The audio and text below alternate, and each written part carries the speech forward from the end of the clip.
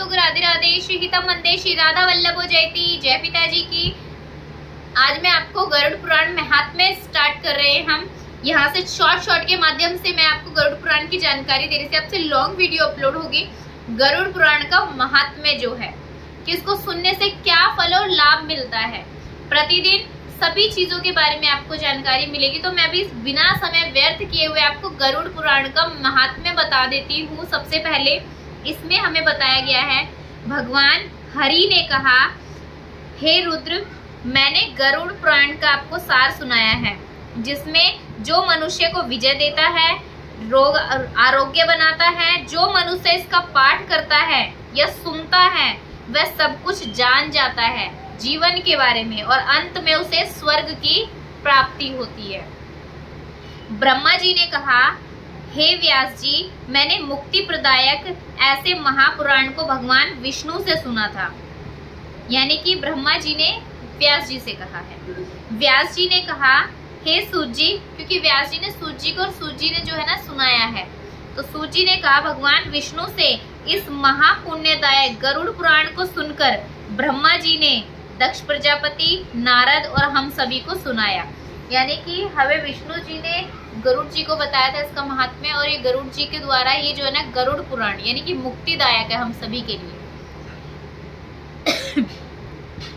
इसमें बताया गया है कि भगवान विष्णु ने गरुड़ को सारतम भाग सुनाया था, यानी कि पूरा विधि पूर्वक सभी चीजें गरुड़ जी को सुनाई थी। तो इसीलिए इसे गरुड़ के लिए सार तत्व गरुड़ महापुराण के नाम से प्रसिद्ध किया और गरुड़ महापुराण के नाम से इसे जाना जाता है। तो ये सभी को धन मोक्ष प्रदान करने वाली है। सूत जी ने कहा, हे शौनक, आपको मैंने उस गरुड़ पुराण को तो सुना दिया है, जिसमें शुभ पुराण को भगवान व्यास ने ब्रह्मा से सुनकर बहुत समय पहले मुझे सुनाया था। भगवान हरि ने कहा, प्रारंभ में जो मात्र एक वेद था उसे 4 भागों में बांटा गया। अब मैं आपको दिखाती हूँ इसके महात्म्य के बारे में, ताकि आप लोग भी उसको देख सके और समझ सके उसको। और जो लोग आपसे कहते हैं गरुड़ पुराण घर में नहीं रखते हैं या फिर मृत्यु के समय इसको सुना जाता है, पढ़ा जाता है, आप उनके साथ में भी वीडियो शेयर कीजिएगा, ताकि उन्हें भी जानकारी मिले कि अधूरा ज्ञान है जो हम तक पहुंचा हुआ है। तो अब मैं आपको बताती हूँ वीडियो के माध्यम से। आप देखिए इधर आकर,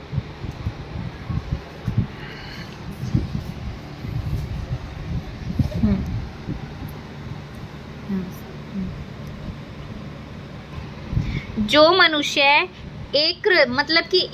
एकाग्रचित होकर यानी मन लगाकर इस महापुराण को पाठ करता है, सुनता है या सुनाता है, इसको लिखता है या किसी और के द्वारा लिखवाता है, ग्रंथ के ही रूप में इसे अपने पास रखता है, यदि वो धर्मार्थी होगा, धर्म पे चलने वाला, तो उसे धर्म की प्राप्ति होती है। अर्थ का अभिलाषी है तो उसे अर्थ की प्राप्ति होती है। काम की अगर उसे पूर्ण करना हो, काम इच्छा है, तो कामनाएं पूर्ण होती हैं। और यदि वह मोक्ष प्राप्त करना चाहता तो उसे मोक्ष की प्राप्ति होती है। यानी कि जो इस गरुड़ पुराण को जिस इच्छा से अपने पास रखता है तो उसे उस इच्छा के द्वारा ही फल मिलता है। जो मनुष्य वस्तु की कामना करते हैं तो उसे गरुड़ पुराण का सुनने से प्राप्त हो जाता है। यानी कि आप सुनोगे भी तब भी इससे आपको लाभ प्राप्त हो जाएगा। जो मनुष्य इस महापुराण का पाठ करता है उससे अभीष्ट सिद्ध करके उसे अपने समस्त अभीष्ट यानी कि सभी मनोकामनाएं पूर्ण होकर अंत में मोक्ष प्राप्त हो जाता है उसे। इस पुराण के एक श्लोक का एक चरण भी पढ़कर मनुष्य पाप रहित हो जाता है। यानी कि हम एक चरण भी पढ़ लिया ना हमने, उससे भी पाप कट जाते हैं। जिस व्यक्ति के घर में यह महापुराण रहता है उसको इसी जन्म में सब कुछ प्राप्त हो जाता है। जिस मनुष्य के हाथ में यह गरुड़ महापुराण विद्यमान है, हाथ में है, उसके हाथ में ही नीतियों का कोश है। जो प्राणी इस पुराण का पाठ करता है या इसको सुनता है वह भोग और मोक्ष दोनों को प्राप्त कर लेता है।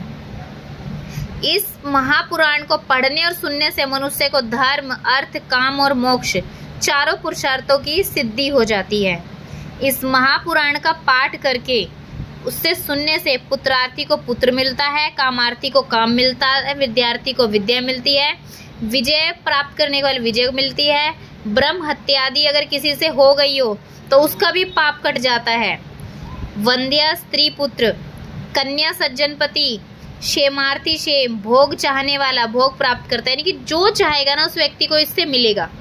मंगल की कामना से प्रेरित व्यक्ति को मंगल, गुणों की इच्छा रखने वाले को उत्तम गुण, काव्य करने का अभिलाषी कवित्व शक्ति, सार तत्व चाहने वाला सार ज्ञानार्थी प्राप्त कर लेता है, यानी कि जो चाहेगा उसे वो प्राप्त हो जाएगा गरुड़ पुराण से। पक्षी श्रेष्ठ, गरुड़ के द्वारा कहा गया यह गरुड़ महापुराण धन्य है, वह सबका कल्याण करने वाला है। जो मनुष्य इस महापुराण का एक भी श्लोक का पाठ करता है उसकी अकाल मृत्यु नहीं होती। एक श्लोक उन्होंने बताया गया कि अगर कोई इसका आधा श्लोक का भी पाठ कर ले तो उसके शत्रुओं का नष्ट, यानी कि उसके शत्रु दूर हो जाते, नष्ट हो जाते हैं। नैमिषारण्य में ऋषियों के द्वारा आयोजित यज्ञ में सूत जी महाराज से इस महापुराण को सुनकर स्वयं सौनक मुनि ने उन्हीं गरुड़ ध्वज भगवान की विष्णु कृपा से मुक्ति का लाभ प्राप्त किया था। यानी कि आपको पता है नैमिषारण्य तीर्थ सभी तीर्थों का तीर्थ है, वहां पर गरुड़ पुराण को जो है ना सुना जब उन्होंने, तो उनसे उनका भी उद्धार हुआ। तो गरुड़ पुराण एक ऐसा हमारा पुराण है जिसे सबको पढ़ना और सुनना अवश्य चाहिए। कल मैं जो शुरू करूंगी वो धर्म कांड और प्रेत कल्प के बारे में बताऊंगी। इधर मैं आपको दिखा देती हूँ धर्म कांड और प्रेत कल्प। इसमें बैकुंठ का वर्णन आएगा, मरने के बाद जीव के साथ क्या क्या होता है, गरुड़ जी ने क्या क्या प्रश्न किए प्रेत को लेकर, किस किस तरीके से उसकी गति होगी, क्या क्या कौन कौन से नरकों से किस किस स्थिति से गुजरना पड़ेगा। अब वो हमारे साथ में ये शुरू होगा, जिसमें मैं शॉर्ट के माध्यम से भी बताऊंगी और लॉन्ग वीडियो। तो आप शॉर्ट के माध्यम से भी जुड़े रहिएगा और लॉन्ग वीडियो के माध्यम से भी। सभी को राधे राधे, श्री हितम वंदे, श्री राधा वल्लभ जयती, जय पिताजी की। और जो भी कहते हैं गरुड़ पुराण सिर्फ 13 दिनों में पढ़ी जाती है या फिर नहीं होते, कृपया करके उनके साथ में मैंने आपको समक्ष प्रमाण देकर आपको पढ़ाया है और ये सुनाया भी है, लिखित वर्णन है। उनके साथ शेयर कीजिएगा कि ऐसा नहीं है, आप पढ़ भी सकते हो, सुन भी सकते हो। जरूरी नहीं है मृत्यु की स्थिति में इसको पढ़ा जाना है। ज्ञान क्या सिर्फ मृत्यु की स्थिति में प्राप्त हो सकता है? वैसे हम अपने जीवन का सार नहीं जान सकते। तो आप इसको पढ़िए, सुनिए और अपने अंदर इसको उतारिए भी इस ज्ञान को, कि हमारे लिए गरुड़ पुराण सुनना कितना जरूरी है। जो हमारा मन भटका हुआ इधर से उधर, उसको एकाग्र करना है तो गरुड़ पुराण बहुत आवश्यक है पढ़ना। सभी को राधे राधे, श्री हितम वंदे, श्री राधा वल्लभ जयती, जय पिताजी की।